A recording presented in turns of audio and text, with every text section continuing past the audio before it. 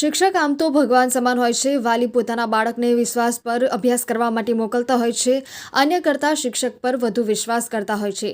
શિક્ષક એ ગુરુ કહેવાય. આવો જ એક કિસ્સો આંકલાવ તાલુકાના કોશિંદ્રા ગામે બન્યો છે. કોશિંદ્રા પ્રાથમિક શાળાના શિક્ષકે શાળાની 2 વિદ્યાર્થીનીઓની શારીરિક છેડતી કરી હોવાનો કિસ્સો સામે આવતા ચકચાર મચી જવા પામી છે.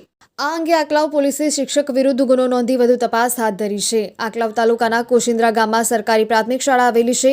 આ શાળામાં ફરજ બજાવતા શિક્ષકે શાળામાં અભ્યાસ કરતી 2 વિદ્યાર્થીનીઓને શારીરિક અડપલા કર્યા હતા, જેથી ડઘાઈ ગયેલી વિદ્યાર્થીનીઓએ આ અંગેની જાણ પોતાના માવતરને કરી હતી.